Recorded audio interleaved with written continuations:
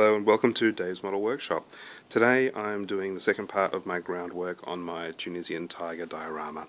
So when we last left off I had done a layer of sand as the groundwork on top of plaster of Paris, but as you can see it looks a bit beach sand. It looks a bit too uniform.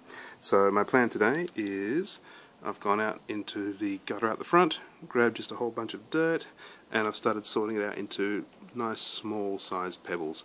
So these are going to be a layer of just rough pebbling on the ground.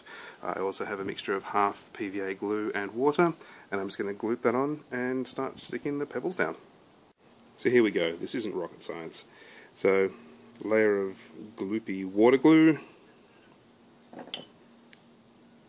I've already done a layer on top of this sand, so I did a layer of glue, layer of sand, layer of watery glue again, and that really just helped to seal it into place.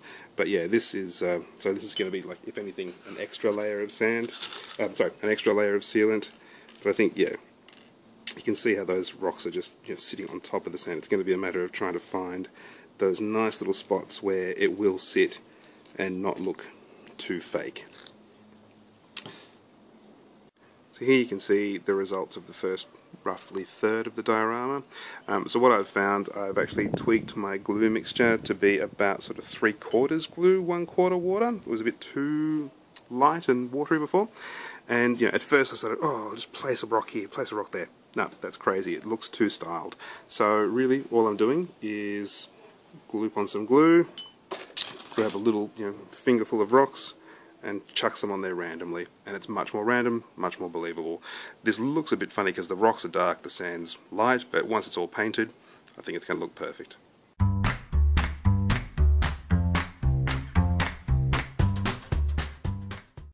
And here's the end result with the entire groundwork covered in pebbles and dirt. So like I said, really, it's all about, upside down screen, it's all about the randomness. I really found that this time. Added a bit more rubble, larger pieces where the building has collapsed. And yeah, I think once it's all painted, I think we're going to be in business.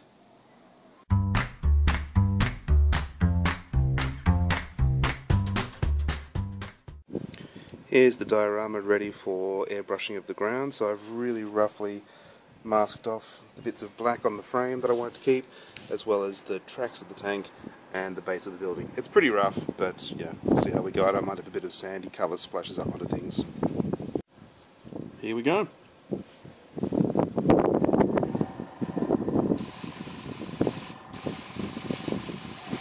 The other beauty about this is that it's going to blow off all the rocks that didn't stick down, and that's also cool with me.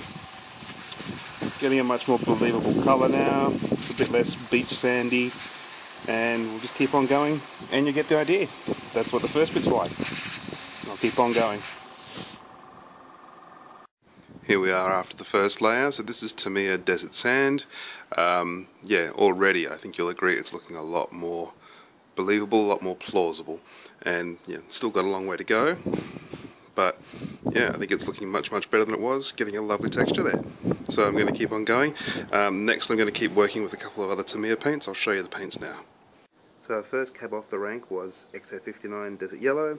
The other three colours I'm going to use, XO57 Buff, 52 Flat Earth, and 60 Dark Yellow. Yeah, they're just plain old enamel paints. I think they're going to give me a bit better coverage than if I used acrylics.